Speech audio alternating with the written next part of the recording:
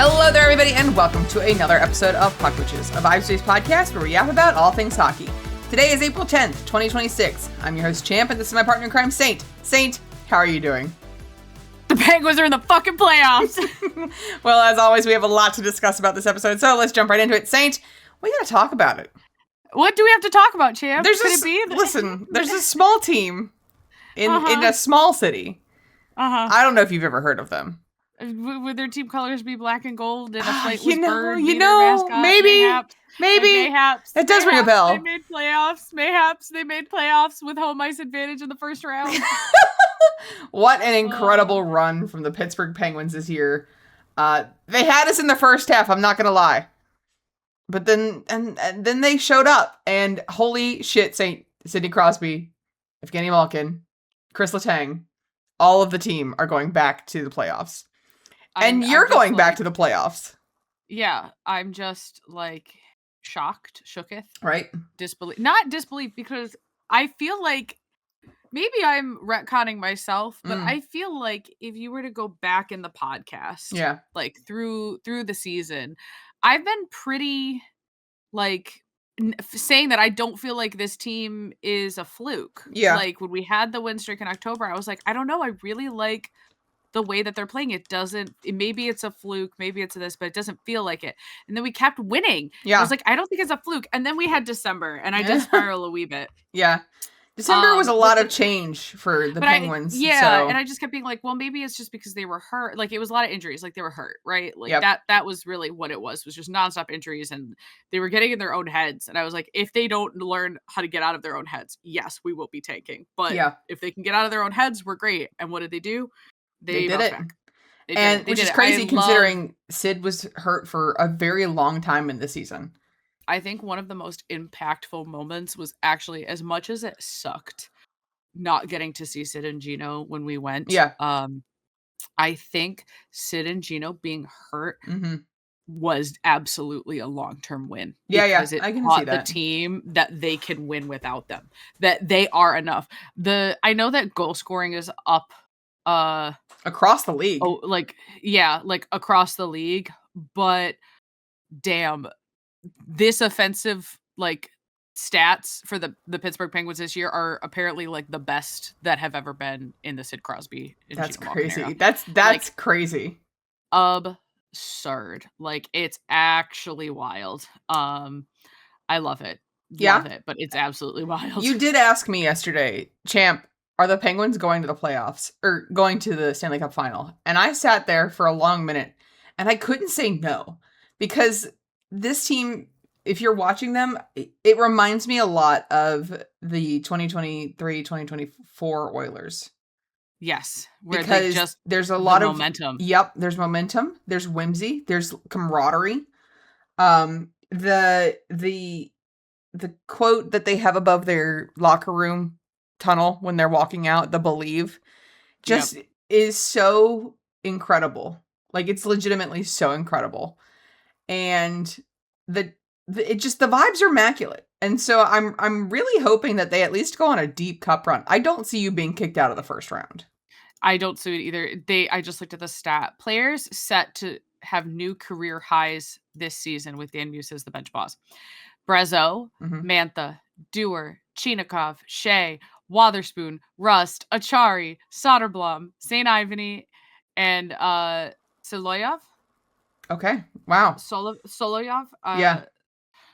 All of them have career highs. Yep. Either in goals or assists or points or some combo of that. That's fucking absurd. Yeah. And I know that that's a lot of younger guys.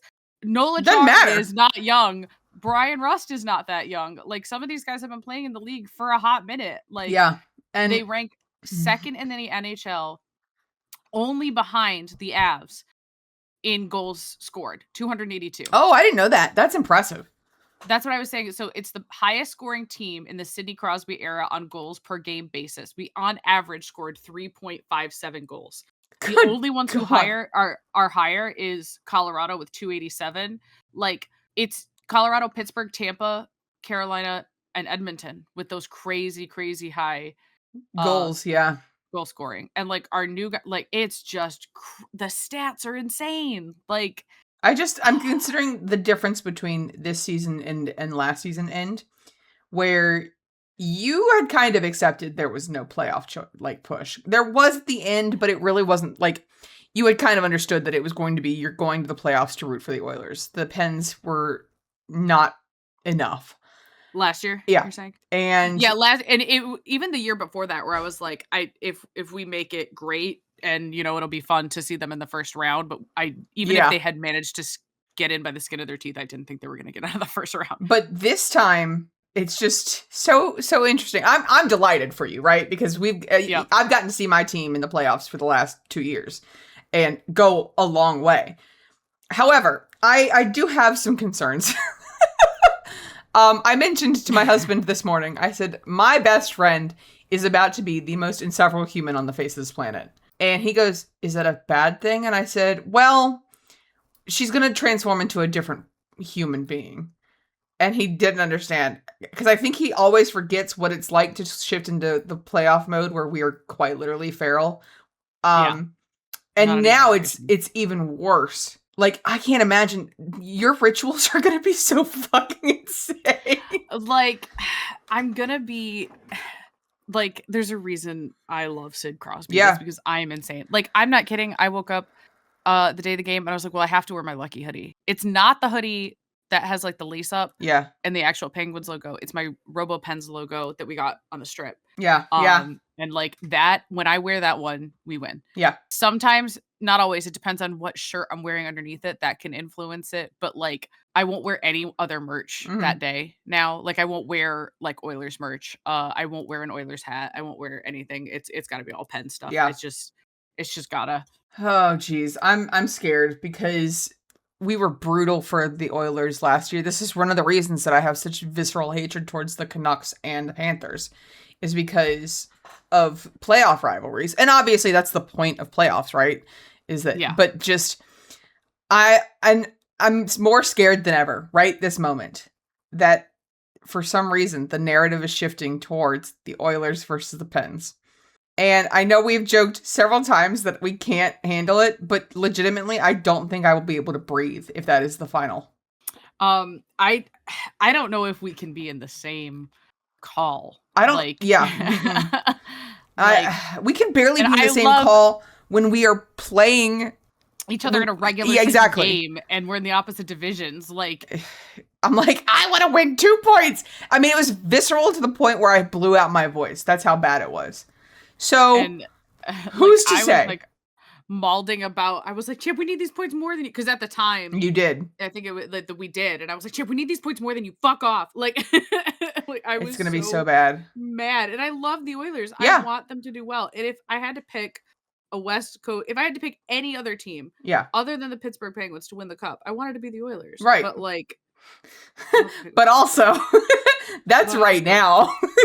That is with 3 games left to the regular season. It's not in the heart of playoff. I can't believe we've only got 3 games left of the regular season. That's crazy. It has flown by. And granted, we were gone for almost all of March, so we couldn't watch all of the other games. But also, this season, I blinked and it was done. I do think that the reason that my winters are so much better is because hockey is on, and I don't get as mopey because I get to go, I'll just watch a game. Yeah, honestly, and we've had this problem in previous years where it was like, what do we do when hockey's over?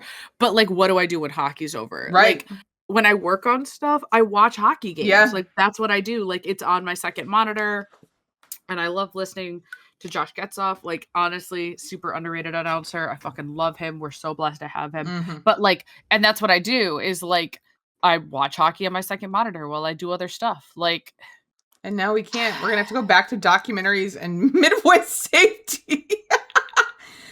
At least we have hockey for a little longer. Like, at least both of our teams are. Well, you're guaranteed to go in.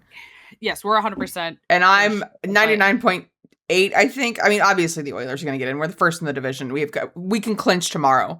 And hopefully by the time this episode goes out, that the Oilers will be clinched. So, yeah. Was it Marc-Andre Fleury? Was that what did it? Maybe, because Gino said it himself. He was like, this is it. Like, having Flower back is the best thing ever. And Flowers got some magic. Them of the good times. Yeah. Like, I don't know. I think that might have been it, but I think it'd be really funny if listen, if one of our teams wins the cup, which I don't know how deeply I feel that we'll go to all the way. I think it would be a miracle run, right? Yeah. But I think the benefit is that currently you're not facing off against anybody particularly crazy. Yeah, pillow fight. Yeah. Or as you said in the vlog, Weenie Hut Juniors. Yeah. But I think that like at least the Central Division will kill them themselves before we get there, if we get there. I will say that we have in the last, I think it's 4 years, the Oilers have gone and played every single cup winner. Like they've lost to every single cup winner. So it was Vegas, the Abs, and then the Panthers twice. So I'm sitting here and I'm like, great, cool, fantastic. This is going to go superbly. Or whoever we lose to or win to, like, obviously I'm hoping for the Stanley Cup. Do I think this team has it? If we continue to get everyone back from injuries, maybe.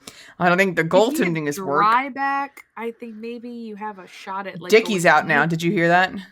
Mm-mm. Oh, he went down hard. It was bad. It was really bad. Yep. So yeah, yay! But I don't know. I'm hopeful. Cut back to this clip in about 2 months when I'm miserable. Maybe 2 months, April to June. Yeah, 2 months when I'm miserable. And when I can't talk to Saint for about 6 weeks or go to Penn's games for about 6 weeks because her team won the Stanley Cup. I won't be able to handle it. We will be okay. We'll be okay. Yeah, it's fine.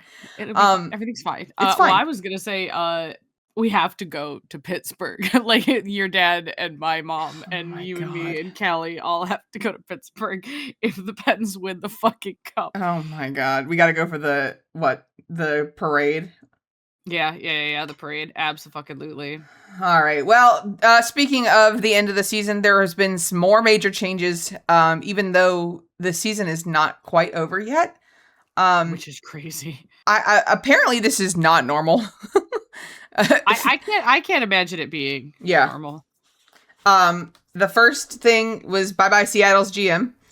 Apparently he's a piece of shit and he should have been gone a while ago, which I can't say I'm shocked considering Seattle is still in the position that they're in and keeps acquiring very middle of the road team, like a team of players. So yeah, it was like he just was like middling the whole time. Like he wasn't going for the big names at all. There was also the fact that the Devils GM is out. That one does not surprise me either. I guess I just kind of thought that they were gonna call it kind of like they did a while ago, where they were just like, oh, the injuries. I thought they were gonna blame injuries. Oh yeah, and that's then let that's it interesting. Slide that way, but well, I think it doesn't help that he completely failed with the Quinn Hughes situation. Completely failed. Like that was a whole clusterfuck, and then the locker room was just miserable in the aftermath.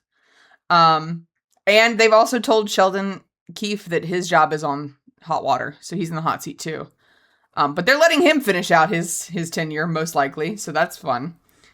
It's going to be a very interesting race for the GM in the offseason. Like we're going to have several positions that are up for the bet. So we've got Seattle, the Devils, Nashville, the Leafs, and I think that's it. So I mean that's 4. That's rough. I don't know. There has been rumors, or not rumors. There's like confirmed discussions that the assistant general manager for Florida for Bill Zito has been given permission to talk to Toronto and the Devils. So that's gonna be fun. Yeah, I mean, yeah. I don't know. It's gonna be interesting. I think that's going to be the topic of the offseason. And coaches. Which, once again, major changes.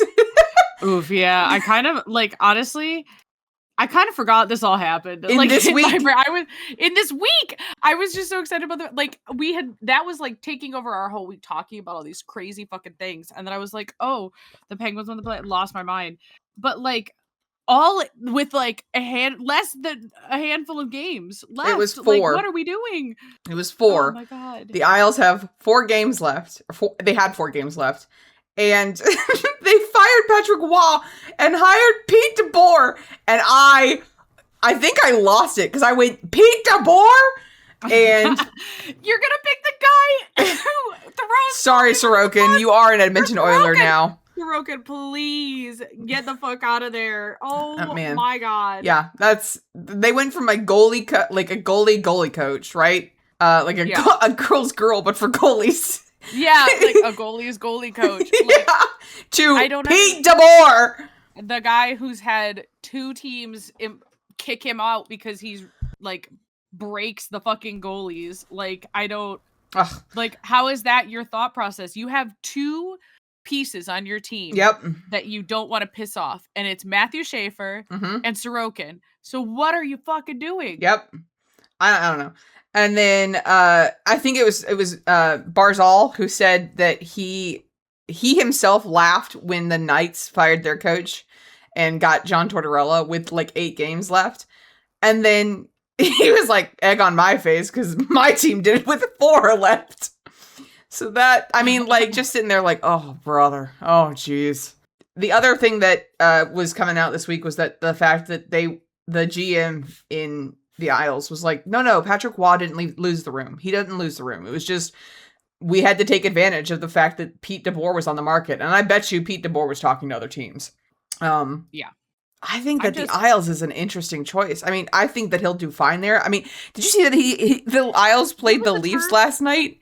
And in the first, 10 minutes, they had 23 shots on goal. Which is feral. And here's the thing, though. Is it just new coach? Because that was... Yeah. There was, is it just the new coach hype? And, not to diss on Knobloch, because I do like him. I just think he doesn't have the chops for certain things. Oh, I agree. I think he's suffering. I think if he was on a team that didn't have a generational talent and multiple S-tier players, I think he would be better off. Mm-hmm. He can't rely on them. When he can't rely on them, it goes better. Yes. And so, I think that's the problem is he over deploys McDavid and then doesn't know how to deploy everyone else because of that. Whereas if he was on a team that has stars, but who can't hard carry like that. So you're saying that Chris Knobloch should go coach the Seattle Kraken? Yeah, that's kind of unironically. I feel like if we hadn't gotten Dan Muse. Yeah. He would have been. Might have had a great system for the Kraken. Because again, he doesn't punish you for your mistakes.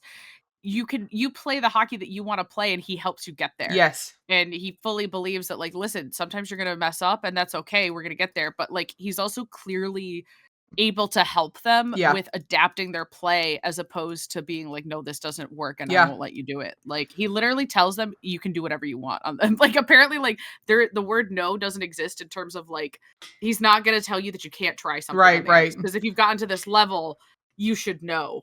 Which is very honorable. Pittsburgh Penguins. Which is very honorable. On it, and I'm sure there's we also have we just have a ton of new coaching staff that is just really taking it to the extreme in a good way of believing in your players. And not it's almost the complete opposite of this old boys club style where it was you listen to the coach and that's it. Yeah.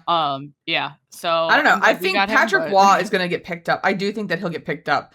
The Kings, I think, are still looking for a coach. I could be wrong. I don't follow the Kings pretty much at all. Yeah, and who knows what's going to happen in offseason. I do think it's funny that the Nashville Predators, who were at the bottom at the start, horrifically bad, and then now it's basically a fight between them and the Kings of who wants to deal with the Colorado Avalanche in round 1, and nobody wants to do that. Brother. Nobody wants to be the one to deal with it. I think also the Bruce Cassidy is going to be another really, really impressive pickup. I really hope he doesn't go to the Leafs. I would get rid of Knobloch for Bruce Cassidy. And I can't believe I'm saying that. I want Nobby to stay, but I think Knobloch is always going to be a better... He got them to where he did, and I think he did that because he had the support system that he needed. Well, now Glenn Gluttison is in Dallas, and Dallas is doing fantastic. They're suffering from their own injuries. But they've had that, really strong response, and the Oilers have dropped back, and that's very noticeable this time. Another thing that you notice with Nobby is that he gets these great players who should be fantastic and then doesn't deploy them basically at all. My main thought with that would be Victor Arvidsson and Jeff Skinner. So those are the 2 big ones that I'm sitting there and I'm those are the ones that he should have excelled with, and they just didn't fit. Did they not fit in the system, or did they not fit with Knoblauch's coaching style? Yeah, and I don't know. Like, they clearly like Nobby to a degree. Like, I don't... Oh, yeah, he was Connor's coach. Yeah, like, I don't know. There's just... I think it's going to be interesting in this offseason because... it's less player-focused and more team-focused. Yeah, overall. Well, I guess we'll have to see. And finally, for our topic this week, it is... Saint, did you see the new ZAMMOTH? I did! Again, I'm really upset that the Arizona Coyotes did not get to be in playoffs because they were 2 years off from probably making playoffs. Yeah. But yeah. I think the ZAMMOTH is the funniest thing in the world. It's very funny. It was apparently a 20-year-old Zamboni from the Winter Olympics in Salt Lake City. And it cannot clean the ice, but it is tricked out and has a bunch of sound and lighting effects, which I think is hilarious. I think it can hold up to 6 or 8 people. And the Mammoth have been doing fantastic. They just clinched after getting it. And I think it's the same thing as Tusky. Like, Tusky showed up. They had an incredible run that the Oilers defeated. And then the ZAMMOTH shows up, and they're on a 2-game win streak now. And they clinched their second year in the National Hockey League, and they're going to the playoffs. So I don't know. I think the Mammoth having this new Zamboni, it named it the ZAMMOTH. I don't want to say that the vibes are fantastic, but they kind of are. And I'm really glad that they're leaning into the crazy, like, decorative, the giant tusked mammoth in their mascot. Did you see that they also had the horn cups? No, I didn't see the horn cups. They have horn cups where you can drink soda, I believe, because you can't have beer in Utah. Yeah, so it's very, very funny to me. Congratulations to them. It's also funny that they clinched before any Pacific team did. Yeah, kind of crazy how, again, Weenie Hut Jr., sorry, yeah, but it is. It's but fine. It just simply great. Is. Cool. All right, well, Saint, do we have a sponsor today?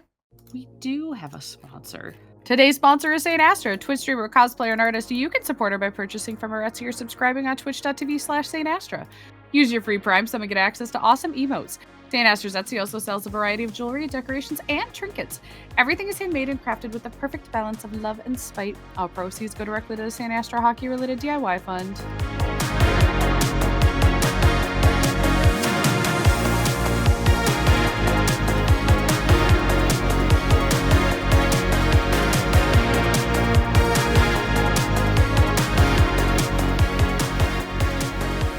All right, Saint, let's turn to our one-timer topic of the week, where we take one shot at the biggest story. This week's topic is Alex Ovechkin retiring. That's a good question. I guess it depends. If he's not, allegedly, he's a dude who kind of had said that he would not want the public circumstance, you know, and he was just kind of like, I'm just gonna fuck it. But I wonder if, like, as a respect to his team, he's not gonna do that. Like, I imagine he would tell the locker room.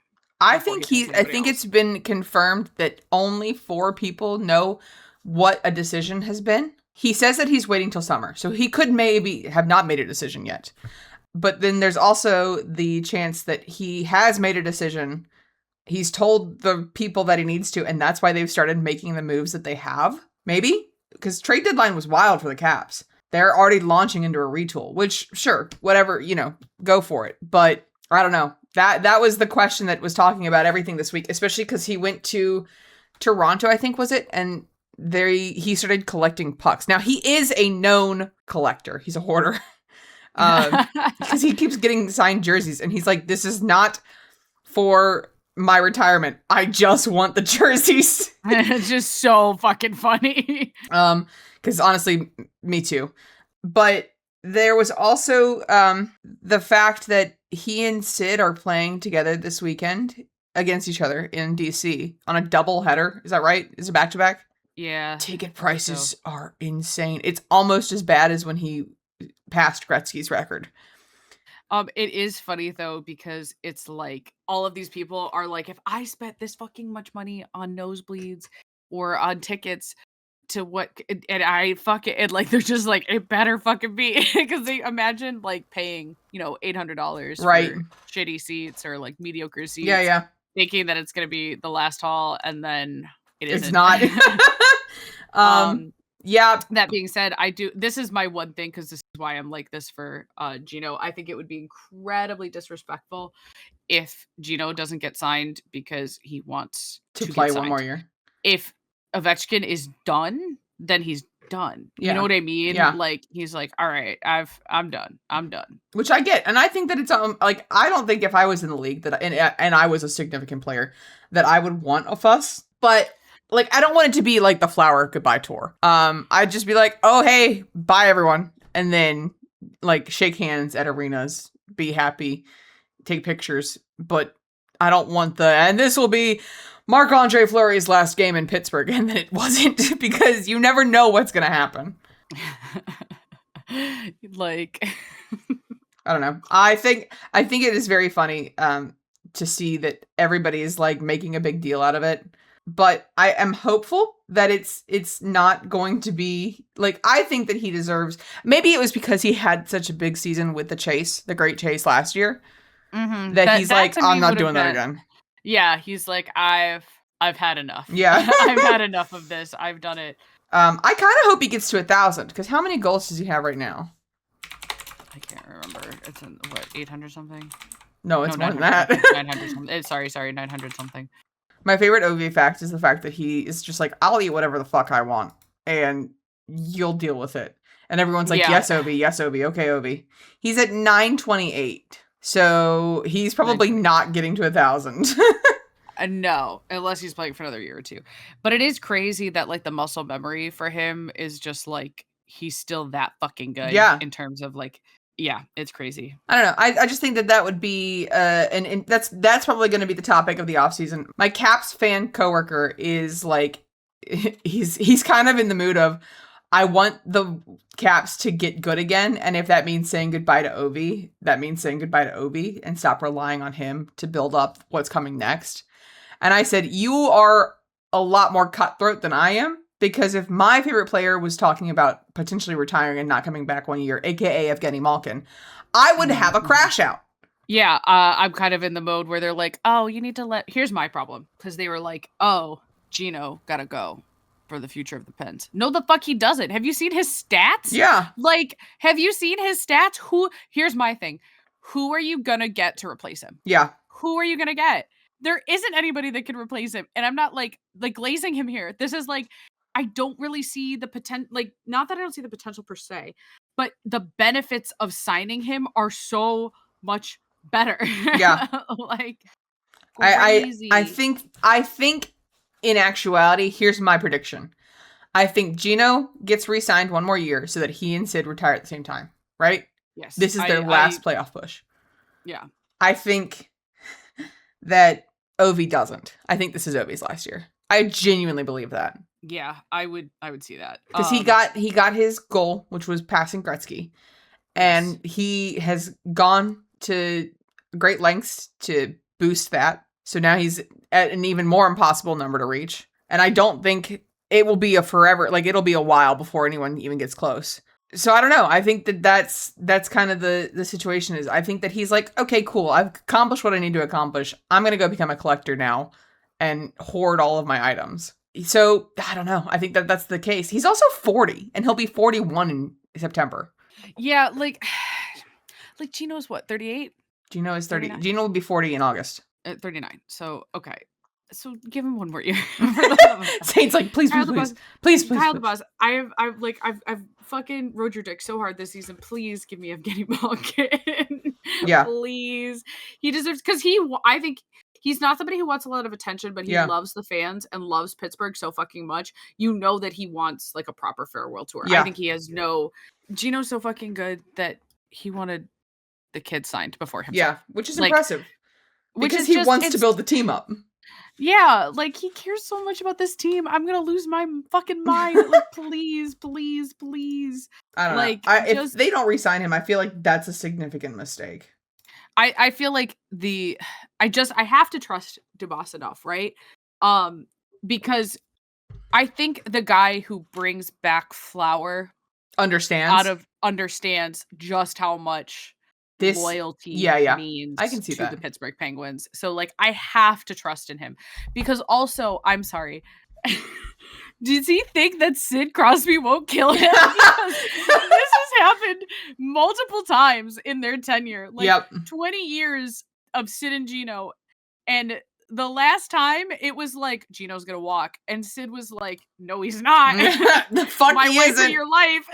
Like, my no, favorite clip of Sid and Gino. My favorite clip of all time, other than always only Pittsburgh always Sid, is the clip of Elliot Friedman interviewing the Sid and Gino, and Sid looks scandalized when Friedman is talking about how Gino almost walked and re-signed with the team so that he could be the superstar. Yeah, and he gives him a look. He like is a wife like giving their husband a look. Yeah, and he's just like, I cannot make eye contact. As a wife, I know that look too well.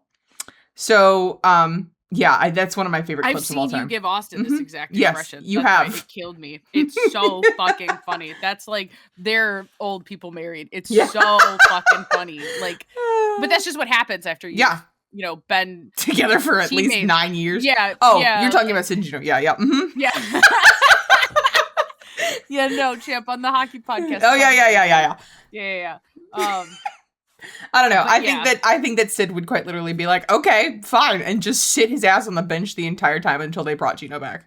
Yeah, like just unfucking believable, because he's not going to go to any other team. I don't know who you got to be drunk to think that he's going to go to fucking any other team. You've got to have fucking CTE to think that Gino's going anywhere but Pittsburgh, because that's the thing. Yeah. He's been forever of just I'm not going anywhere. Only in Pittsburgh. I'm not fucking going anywhere. Like, I think at best you're going to get he retires home to Russia. Yeah. And yeah, no. I can't see it happening. I cannot see it happening. How about this? I fucking refuse. I fucking refuse. Yep. Okay.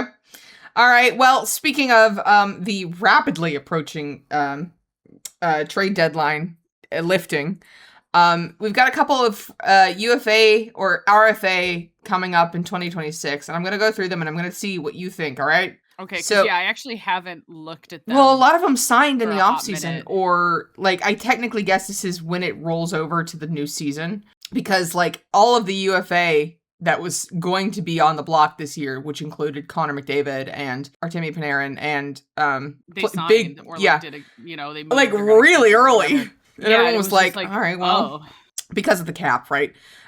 So here is a look at some of the big names that are out there. Colorado Avalanche's, their biggest UFA player is going to be Brent Burns. And he's 41, and he's really close to breaking the Ironman streak, which was set by Phil Kessel. He's 62 games from the record. Do you think they signed him again? Maybe for like a cool mill or something like that. I think that another team would take him. Really? Mm-hmm. Like I don't see the Avs being like, "Yep, come back around for a year." I can see him going to like somewhere like Ottawa, or because he just got there. He's only been on the team since 2 trade deadlines ago. So yeah. Carolina Hurricanes, their biggest free agent is Frederik Andersen, because Bussy is slotting in to be the long-term goalie, which he deserves, right? So that's a goalie move. Dallas Stars is Jason Robertson, and that's a big one. I hope that Robo goes somewhere that will appreciate him. I want him to stay in Dallas. I don't see it happening. Really? Yeah, I genuinely, because he's RFA at the end of the season, so it's not UFA. You are a Pittsburgh Penguin. No, it's just like, it's one of those where I feel like, even though I'm the GM between us, it's more just that I can't predict, because what I would do is not different. What other people are doing, because it's like, I don't know, most of them, I feel like they're gonna either, sign, or how many we have seen it though, where like players that we think, oh yeah, they're totally gonna get signed, and then they don't. They go play for the KHL. You know what I mean? Like they don't. They disappear into the ether. Who signed a contract ending? I think there's something rotten in Denmark. There's got to be a locker room something. You know what I mean? Like, who's to say what it is? But there's something there that is just not the math. It ain't right. For the Sabres, it's Alex Tuch. He is older. Or no, he's 29, I think. I think he would resign. I think he does. Yeah. I think that's fair. Darren Radish for the Lightning. He is one of their best defensemen. Depends on how the offseason goes. Yep. Like how postseason goes. The Wild have a lot of problems, but their biggest one is going to be Matt Zuccarello. And he's 38. So if you're getting ready to go into a cup run or a cup window, do you rehire a 38-year-old? Yeah. Especially when you just dumped $17 million on Kaprizov. Well, and I think that's why we all went, what the fuck, when they signed him with that amount, because we were like, you do know that I mean, the cap's going up, right? Yeah. But like you got to wait till it goes up. Yeah. You know, where you're like, I don't know, Chief. I don't know. For the Habs, it's Patrick Laine. Had a rough season this year because of injuries. Yeah, but injuries. But Bruins, it's a name we know very well. Victor Arvidsson. He's actually done pretty well there. Arvy's done a really good job. 24 goals in 67 games. So I wish we could have unlocked that. He's got glass bones. He really does. He was injured for most of the season with us. I think they also just didn't utilize him correctly in the way that he needed to be utilized, like at all. And it was I think it's also because Dry was the shooter on that line. You know what I mean? Mm-hmm. Like, yeah, he just didn't have, like, it just wasn't working. Yeah. Just wasn't working. Claude Giroux is up. Turned 38. I don't know. Does he? He's only got 13 goals this season for the Sens. Huh. But it is his hometown, so there's a thing there. I guess if he's, do you keep him and get rid of Brady Tkachuk? So you make him the captain. I would be surprised. I wouldn't be surprised if Brady's gone in the offseason. So like trade, like what's his? Like he could request a trade. I think. I don't know what his. Does he request a trade, or do they say we are politely asking you to request a trade?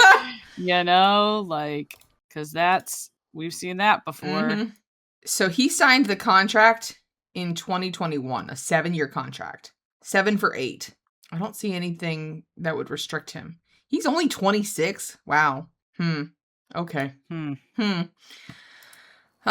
Let's see who else is on this list. I think that would be if I'm the Sens, I think that that's the right move. But I also have a personal vendetta against a captain who constantly speaks out against his team, his own team. I think I also like I'm like, get out because you're causing more problems than you're helping. Also, I have to say this.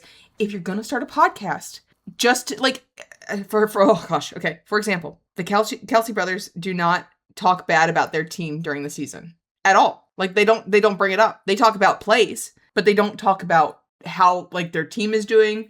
They don't talk about anything of that sort. The stupid mouthpieces bring their father on and let him do all the talking and then say, well, it was my dad's opinion. You know, I can't have that opinion. He's going to have whatever his opinion.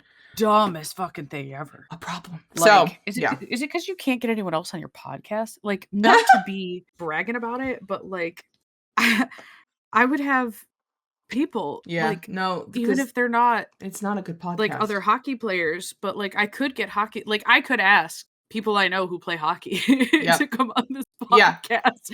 Like, even if they're not NHL players, but like they could give us an insight that we won't have. Yeah, like I don't know. I think that's a PR as somebody who works in PR. That's PR crazy. Nightmare. He is a walking nightmare. An absolute PR nightmare. I mean, most of the NHL is a PR nightmare, but holy shit, dude. But what? Yep. Bad. All bad. Flyers is Zegras. He's going to be RFA at the end of the season. I think he would resign because he's got his boyfriend.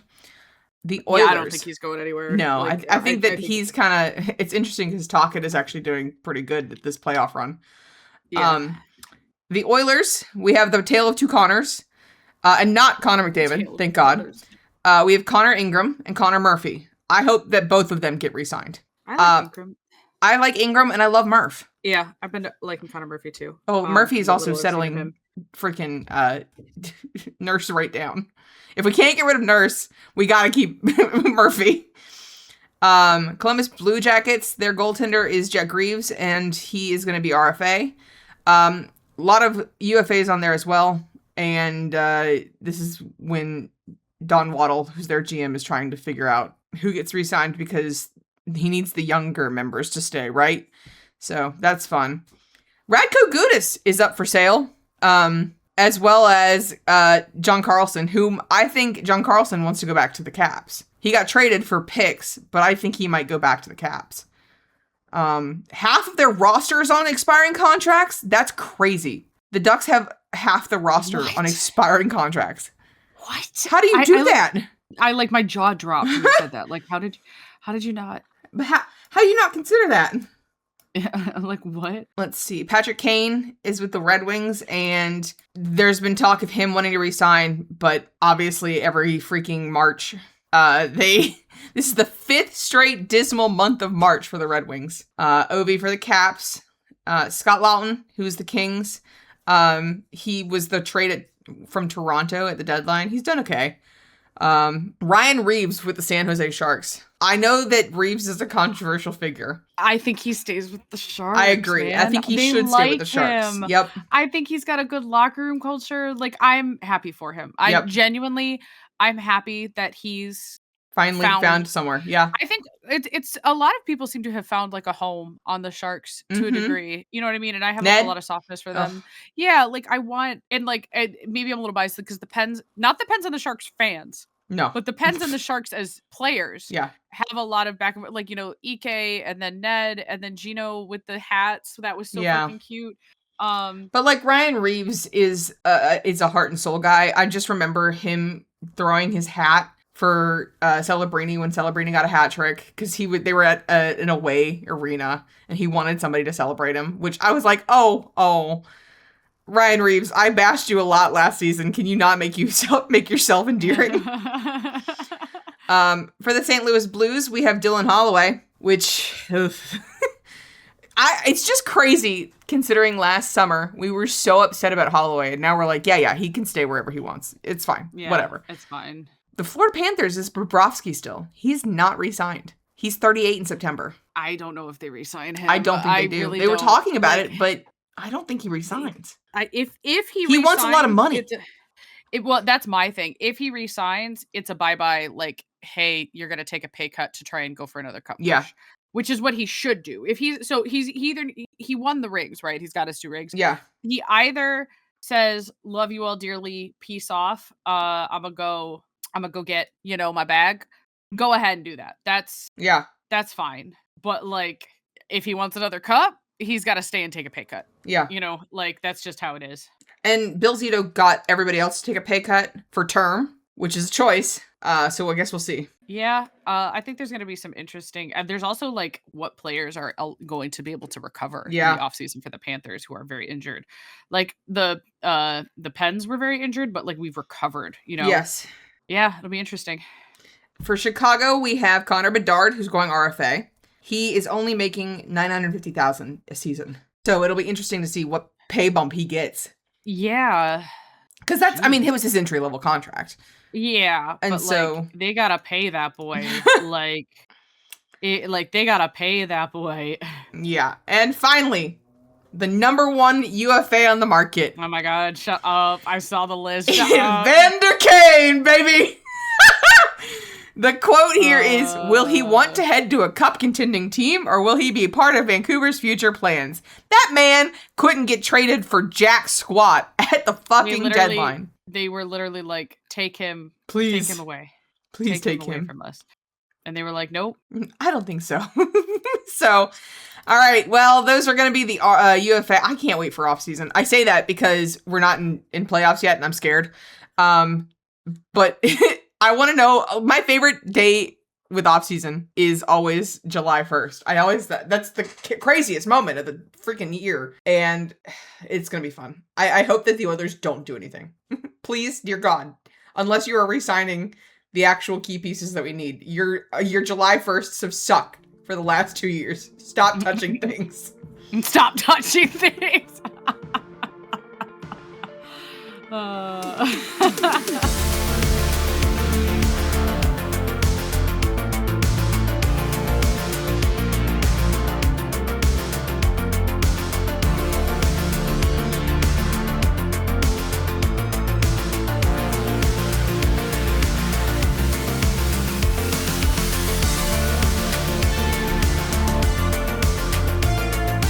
All right, Saint. we are officially 1 week out from knowing who is going to the playoffs. And you're fine. It's fine.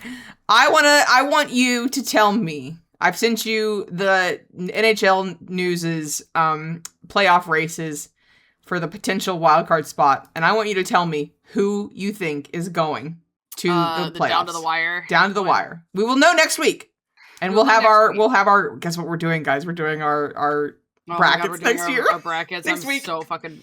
Oh Jesus! It's gonna be fine. It's gonna be great. Okay, so looking at these schedules, right? Right.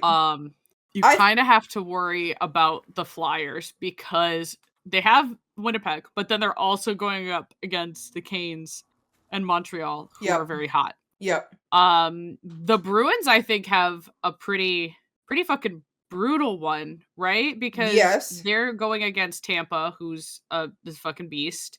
Well, very not. vicious. They've got Columbus and then New Jersey. And then Columbus, New Jersey, but Columbus is fighting for a playoff spot. Yeah. So that it's just more kind of like, huh? I mean, I think the Bruins make it. Obviously, I think they'll go wild card 1 just because of the numbers game. Mm-hmm. They're showing like the Sens versus Philly, basically. I do think it's funny that it doesn't look like the Islanders are going to make it because they were like dancing at the number 2 for the majority of our fighting, and then now they might not even make playoffs, which is very funny to me. I think Philly's a lock because it's Metro. So Philly is good out of these teams. Out of these teams, you think Philly? Yeah. Yeah, I guess there's really nobody in the Metro to like that can go take that. I guess the Islanders would be the only, like, I don't see Columbus doing it. I think it's either going to, it's going to be Philly or the Islanders that fit M3. Because nobody else is catching up to or if they do, it would have to be a historic collapse by Ottawa and a historic collapse by Boston. Yeah. But that's why I think Boston is fine. I think Boston's fine. Again, Ottawa would have to be like a fall apart moment. Yeah, because they're playing against the only Islanders, one who's Jersey, really and Toronto. Yeah, the only one who's going to give them any heat is the Isles. I don't hear anything from Jersey or Toronto. So yeah, so probably Sens, Bruins, Flyers. I mean, you kind of see like what you see there. I don't really foresee changing. Which is crazy because it was super tight up until it was super tight. You can tell like what teams really went for the push and what teams fell apart. Philly right before the came out of nowhere. Yeah, they did. They came like I remember like last week, and we were just like, "What the fuck?" Like, the Flyers. What the fuck? Because where did they come out of? Yeah, like, where did they come out of this? Yeah. And then for the Western playoff, I would love if the Oilers could freaking clinch. They're supposed to be able to clinch tomorrow. They play the Kings. Yeah. If they beat the Kings tomorrow in regulation, we're going to the playoffs. However, the Kings are known for being a problem child and going to overtime every 5 seconds. So would hate for that. And they're going to be pushing hungrily because they only have wildcard 2 spot to get into. I don't think there's any way for them to actually go to position 3. I don't think so. Mm-hmm. Oh, fuck. I forgot we played Colorado this week. Oh, no. That sucks. Yeah, so I think Edmonton's on lock. Vegas, I think, is also on lock. I think it'll be a fight between us and Vegas for the first spot. I would rather it be... Here's my hot take, is I would rather it be position 2 so that we could face Anaheim or Vegas. Like, I don't want to face Utah. I don't think Utah is better than the Oilers. I just don't like fighting a Western team. Or a Central team. Do you think, but haven't the Ducks historically like beaten our asses, or did we finally break that curse? We finally break. This year's been back and forth. It's back really, and forth. Yeah. Okay, it's not actual, because last year it was I wanted to cry. Yeah, so that's my thought is, this could come back to bite me in the ass. I don't know. I've never played a round without it being LA first round. I'm lost. I don't know what to do. It was always locked in. Like I'm lost. I don't know what to do. Nashville versus the Kings fighting for that wild card spot. Nashville has one less game than the Kings do. So that's interesting. I feel like if the Kings get in, people are going to be pissed because of how much that they've squeaked by it with the overtime race. I think it's very funny because as someone who has been like wanting 3-2-1, yeah, it would actually improve the Penguins pretty significantly. And then other teams where it's just like, how the fuck do you get to squeak in with 19 regulation wins? Like, what the fuck? That's crazy. Yeah. So, or no, 19 regulation wins. That's, oh my God, this is a horrific. I mean, Vegas and LA the Penguins have the most. They have second most regulation wins. Yeah, I think it is. Because we just constantly would like get shit on in the third until we finally figured out how to have a comeback. Yeah. Yeah. But I personally think it would be fascinating to see the Sharks get in. I don't see it happening, but they do have a lighter schedule. I mean, the Canucks, Nashville's fighting for them. Chicago and the Jets. I'm so sorry, Raven, but I guess the Jets are up here too. There's a chance. Yeah, there's a chance. There's always a chance. I don't know. I think that it would. I would want Nashville to get in. I think it'd be funny if we completely broke the Kings. That's just personal opinion.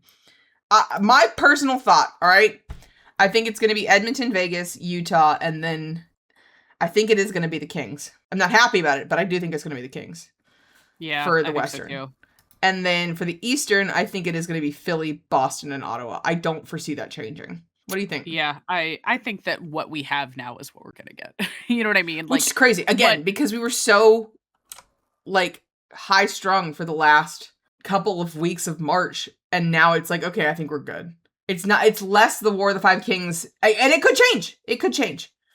But, like, last year, remember, it was down to the freaking wire. It was down to the last game to determine who went. Yeah, where it was like, we literally were, like, nail-biting of who the hell, the actual last game.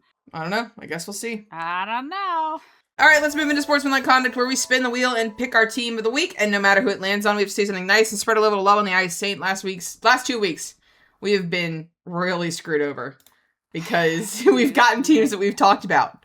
There's still a lot of teams that I don't like. And we've talked about a lot of them tonight. I'm looking at you, Flyers. Yeah. All right, let's spin the wheel. I'm scared. Oh, no. Okay. All right. Oh, okay. That's fine. It's the Blue Jackets. Thank God. Stressing me out. It could be worse. Could be worse. The Cannon is unfortunately funny. It's very good. I hate it. It pisses me off when we play against them, but it is unfortunately a really good bit. It's a very good bit. I like the Cannon a lot. It's very funny. Yeah, that's a good one. I really, really love how they have treated the family of Johnny Gaudreau in the aftermath, and then Merzlikins, how they've taken care of him after he lost his best friend to the firework accident, who was also a player. So yeah. Like I think they as an organization they've been through enough. Like they've been through it. Yeah, I think they've stood tall in a lot of ways. Yeah. Through a lot of hardship. Yeah, and I'm glad that the organization. I was gonna let you say it because if you didn't say it, I would say it. Is how the organization has handled the trauma that a lot of their players have gone through. Yeah. So those are our two. I think those were actually the easiest ones we've ever had. There was a lot of people out there that I was scared. Very scared. Looking for. So yeah. All right. Well, that is going to wrap it up for this week's episode, folks.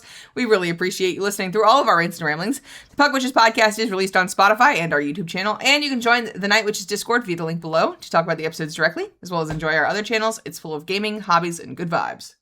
Make sure you're following us over on Twitch, and if you want to support us with the Twitch Prime on either or both of our channels, you get access to cute emotes and extra channel points. If you enjoy this podcast, don't forget to subscribe so you never miss an episode, and follow us on Twitter and Blue Sky for updates. And lastly, don't forget to check out Saint's Etsy. Also consider dropping a like on this episode and subscribing so that you never miss a video. We love you all and hope the hockey season is treating you well. Champ and Saint, signing off. Stay witchy.